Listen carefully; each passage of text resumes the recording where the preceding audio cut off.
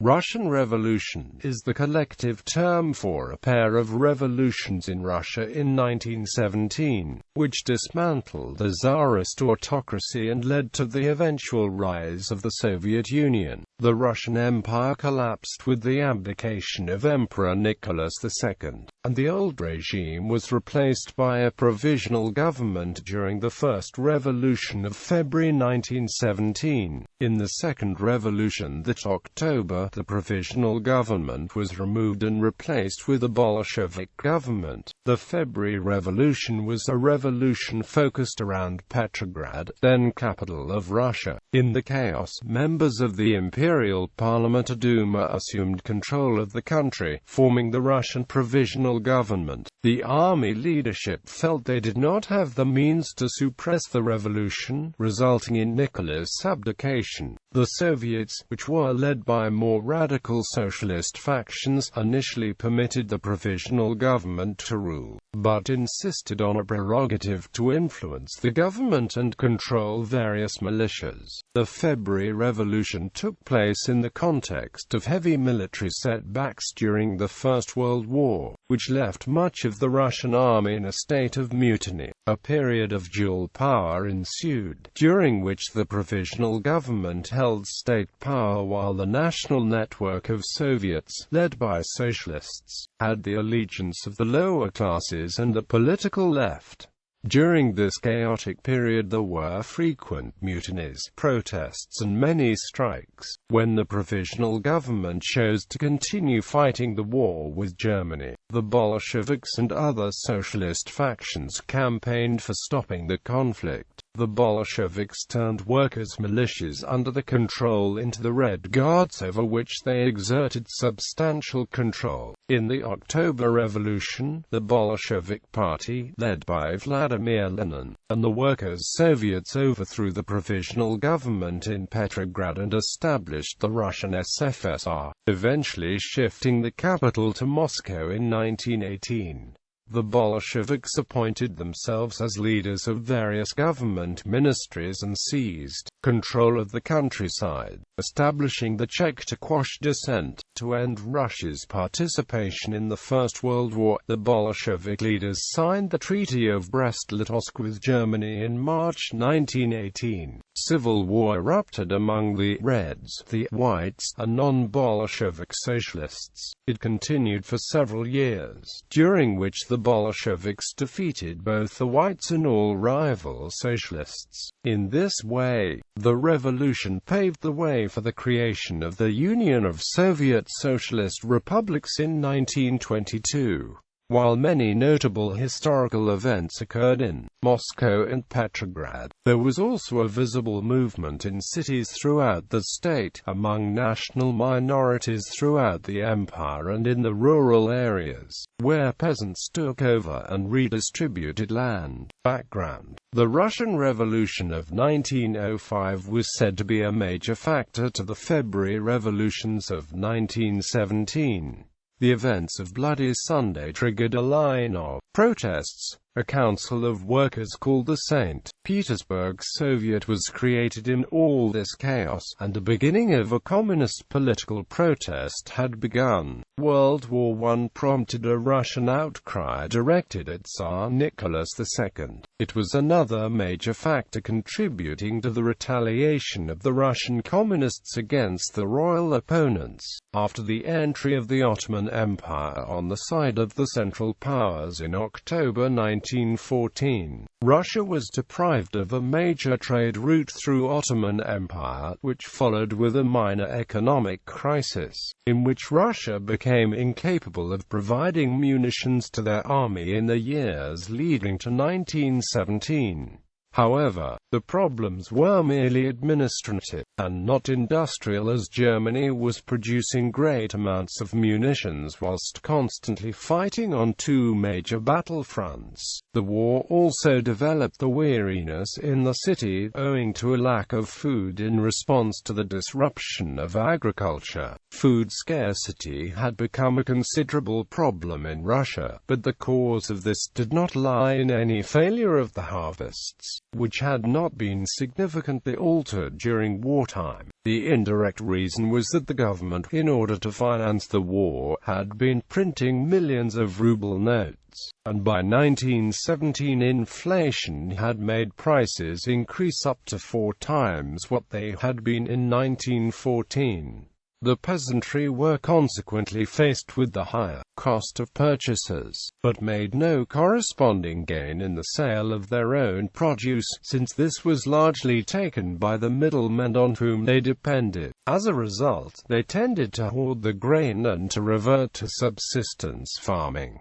Thus the cities were constantly short of food. At the same time, rising prices led to demands for higher wages in the factories, and in January and February 1916 revolutionary propaganda, aided by German funds, led to widespread strikes. The outcome of all this, however, was a growing criticism of the government rather than any war weariness. The original fever of patriotic excitement, which had caused the name of St. Petersburg to be changed to the less German-sounding Petrograd, may have subsided a little in the subsequent years, but it had not turned to defeatism, and during the initial risings in Petrograd in February 1917, the crowds in the streets clearly objected to the banners proclaiming, "Down with the war." Heavy losses during the war also strengthened thoughts that Tsar Nicholas II was unfit to rule. The liberals were now better placed to voice the complaints, since they were participating more fully through a variety of voluntary organizations. Local industrial committees proliferated. In July 1915, a Central War Industries Committee was established under the chairmanship of a prominent Octoberist, Guchkov, and including 10 workers' representatives. The Petrograd Mensheviks agreed to join despite the objections of their leaders abroad. All this activity gave renewed encouragement to political ambitions, and in September 1915, a combination of Octoberists and cadets in the Duma demanded the forming of a responsible government. The Tsar rejected these proposals. He had now taken over the position of Commander-in-Chief of the Armed Forces and, during his absence from Petrograd while at his military headquarters at Mogilev, he left most of the day-to-day government in the hands of the Empress. She was intensely unpopular, owing, in part, to her German origin and to the influence that Rasputin, an unsavory monk, exercised over her. All these factors had given rise to a sharp loss of confidence in the regime by 1916. Early in that year, Guchkov had been taking soundings among senior army officers and members of the Central War Industries Committee about a possible coup to force the abdication of the Tsar. In November, Pavel Milyakov in the Duma openly accused the government of contemplating peace negotiations with Germany. In December, a small group of nobles assassinated Rasputin, and in January 1917 the Tsar's uncle, Grand Duke Nicholas, was asked indirectly by Prince Lvov whether he would be prepared to take over the throne from his nephew, Tsar Nicholas II. None of these incidents were in themselves the immediate cause of the February Revolution, but they'd help to explain why the monarchy survived only a few days after it had broken out. Meanwhile, the Social Democrat leaders in exile, now mostly in Switzerland, had been the glum spectators of the collapse of international socialist solidarity. French and German Social Democrats had voted in favor of the respective governments. Georgy Plekhanov in Paris had adopted a violently anti-German stand, while Pavists supported the German war effort as the best means of ensuring a revolution in Russia. The Mensheviks largely maintained that Russia had the right to defend herself against Germany, although Martov, now on the left of his group, demanded an end to the war and a settlement on the basis of national self-determination, with no annexations or indemnities. It was these views of Martov that predominated in a manifesto drawn up by Leon Trotsky at a conference in Zimmerwald, attended by 35 socialist leaders in September 1915.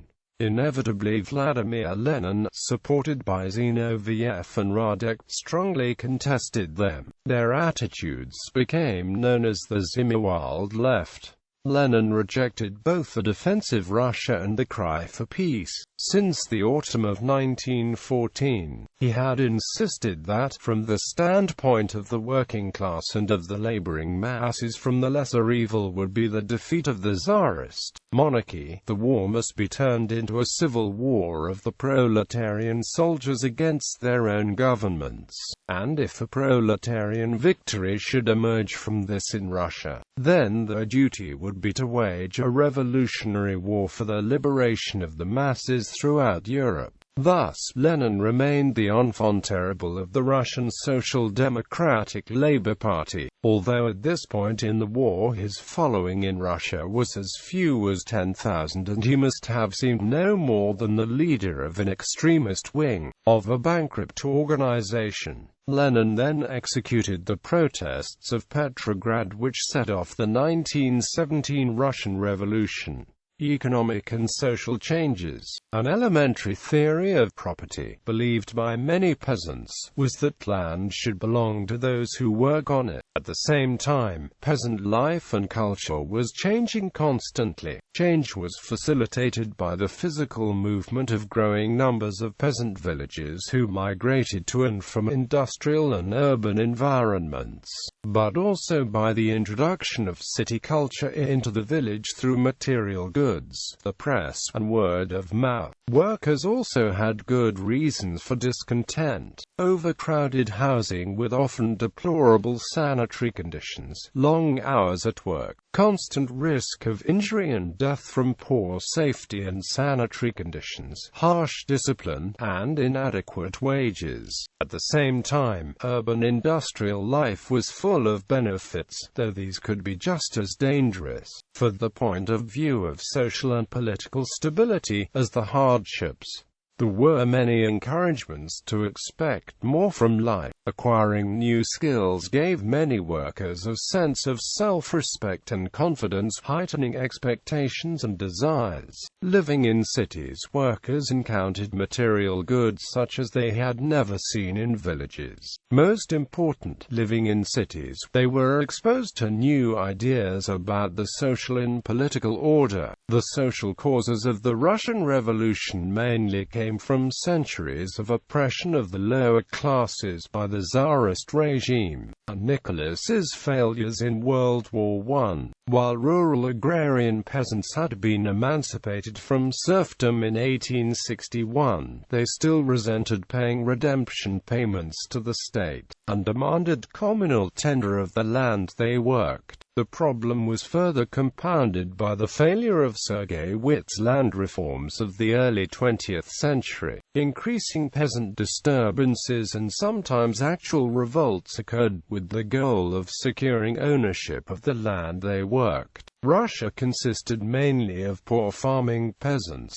with 1.5% of the population owning 25% of the land. The rapid industrialization of Russia also resulted in urban overcrowding and poor conditions for urban industrial workers. Between 1890 and 1910, the population of the capital, St. Petersburg, swelled from 1,033,600 to 1,905,600, with Moscow experiencing similar growth. This created a new proletariat which, due to being crowded together in the cities, was much more likely to protest and go on strike than the peasantry had been in previous times. In one 1904 survey, it was found that an average of 16 people shared each apartment in St. Petersburg, with 6 people per room. There was also no running water, and piles of human waste were a threat to the health of the workers. The poor conditions only aggravated the situation. with the number of strikes and incidents of public disorder rapidly increasing in the years shortly before World War I. Because of later industrialization, Russia's workers were highly concentrated. By 1914, 40% of Russian workers were employed in factories of plus 1,000 workers. 42% worked in 100-1,000 worker enterprises. 18% in 1 to 100 worker businesses.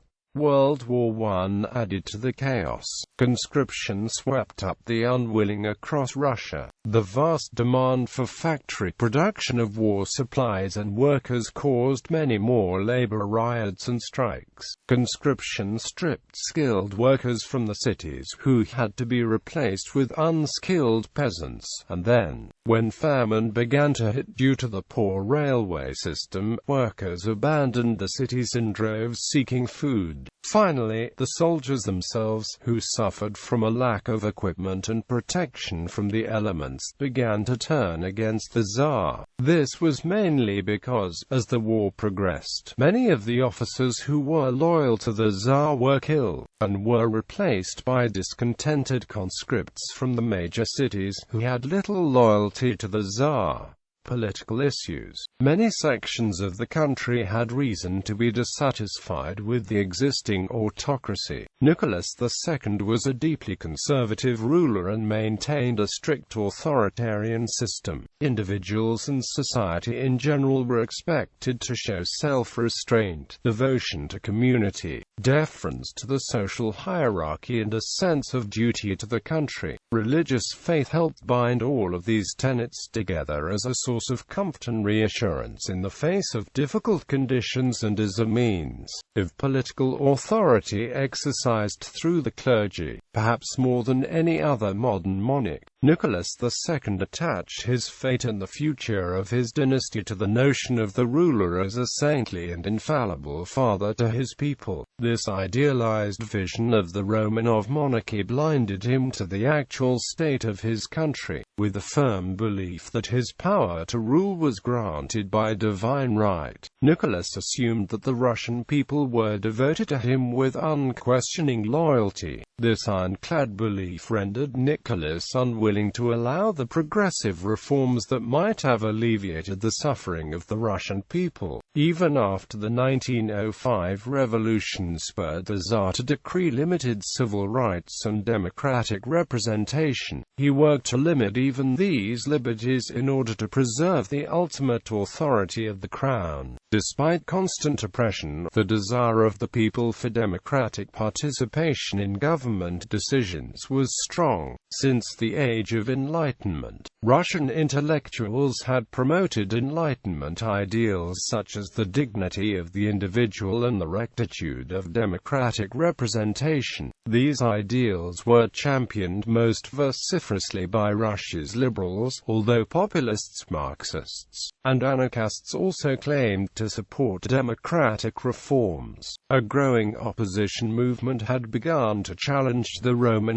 monarchy openly well before the turmoil of World War I. Dissatisfaction with Russian autocracy culminated in the huge national upheaval that followed the Bloody Sunday massacre of January 1905, in which hundreds of unarmed protesters were shot by the Tsar's troops. Workers responded to the massacre with a crippling general strike, forcing Nicholas to put forth the October Manifesto, which established a democratically elected parliament. The Tsar undermined this promise of reform, but a year later, with Article 87 of the 1906 Fundamental State Laws, and subsequently dismissed the first two Duma when they proved uncooperative. Unfulfilled hopes of democracy fueled revolutionary ideas and violent outbursts targeted at the monarchy. One of the Tsar's principal rationales for risking war in 1914 was his desire to restore the prestige that Russia had lost amid the debacles of the Russo-Japanese War. Nicholas also sought to foster a greater sense of national unity with a war against a common and ancient enemy. The Russian Empire was an agglomeration of diverse ethnicities that had shown significant signs of disunity in the years before the First World World War. Nicholas believed in part that the shared peril and tribulation of a foreign war would mitigate the social unrest over the persistent issues of poverty, inequality, and inhuman working conditions. Instead of restoring Russia's political and military standing, World War I led to the horrifying slaughter of Russian troops and military defeats that undermined both the monarchy and society in general to the point of collapse. World War I. The outbreak of war in August 1914 initially served to quiet the prevalent social and political protests, focusing hostilities against a common external enemy, but this patriotic unity did not last long. As the war dragged on inconclusively, war weariness gradually took its toll. More important, though, was a deeper fragility. Although many ordinary Russians joined anti-German demonstrations in the first few weeks of the war, the most widespread reaction appears to have been skepticism and fatalism. Hostility toward the Kaiser and the desire to defend the land and the lives did not necessarily translate into enthusiasm for the Tsar or the government. Russia's first major battle of the war was a disaster. In the 1914 Battle of Tannenberg, over 30,000 Russian troops were killed or wounded and 90,000 captured, while Germany suffered just 12,000 casualties. However, Austro-Hungarian forces allied to Germany were driven back deep into the Galicia region by the end of the year. In the autumn of 1915, Nicholas had taken direct command of the army, personally overseeing Russia's main theater of war and leaving his ambitious but incapable wife Alexandra in charge of the government. Reports of corruption and incompetence in the imperial government began to emerge, and the growing influence of Grigory Rasputin in the imperial family was widely resented. In the eyes of Lynch, a revisionist historian who focuses on the role of the people, Rasputin was a fatal disease to the Tsarist regime. In 1915, things took a critical turn for the worse when Germany shifted its focus of attack to the Eastern Front. The superior German army, better led, better trained and better supplied, was terrifyingly effective against the ill-equipped Russian forces, driving the Russians out of Galicia, as well as Russian Poland, during the Gorlistan offensive campaign. By the end of October 1916, Russia had lost between 1,600,000 and 1,800,000 soldiers, with an additional 2 million prisoners of war and 1 million missing, all making up a total of nearly 5 million men. These staggering losses played a definite role in the mutinies and revolts that began to occur. In 1916, reports of fraternizing with the enemy started to circulate. Soldiers went hungry, and lacked shoes, munitions, and even weapons. Rampant discontent lowered morale, which was further undermined by a series of military defeats. Casualty rates were the most vivid sign of this disaster. Already, by the end of 1914, only 5 months into the war, around 390,000 Russian men had lost their lives and nearly 1 million were injured. Far sooner than expected, barely trained recruits had to be called up for active duty, a process repeated throughout the war as staggering losses continued to mount. The officer class also saw remarkable changes, especially within the lower echelons, which were quickly filled with soldiers rising up through the ranks. These men, usually of peasant or working-class backgrounds, were to play a large role in the politicization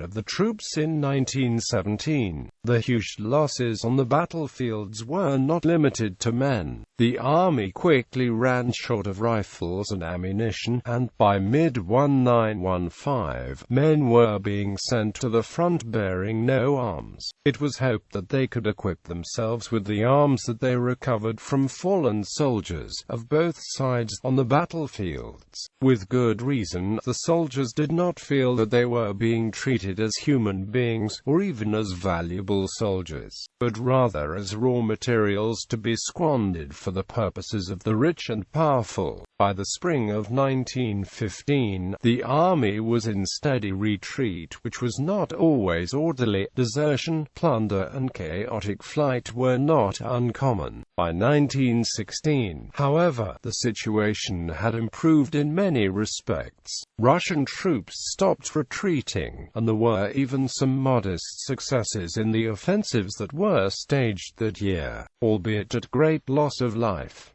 Also, the problem of shortages was largely solved by a major effort to increase domestic production. Nevertheless, by the end of 1916, morale among soldiers was even worse than it had been during the Great Retreat of 1915. The fortunes of war may have improved, but the fact of the war still draining away strength and lives from the country and its many individuals and families remained an oppressive inevitability. The crisis in morale was rooted fundamentally in the feeling of utter despair that the slaughter would ever end and that anything resembling victory could be achieved. The war devastated not only soldiers. By the end of 1915, there were manifold signs that the economy was breaking down under the heightened strain of wartime demand. The main problems were food shortages and rising prices. Inflation dragged incomes down at an alarmingly rapid rate, and shortages made it difficult to buy even what one could afford. These shortages were a problem especially in the capital, St. Petersburg, where distance from supplies and poor transportation networks made matters particularly bad. Shops closed early or entirely for lack of bread, sugar, meat and other provisions, and lines lengthened massively for what remained. It became increasingly difficult both to afford and actually buy food. Not surprisingly, strikes increased steadily from the middle of 1915, and so did crime, but, for the most part, people suffered and endured, scouring the city for food.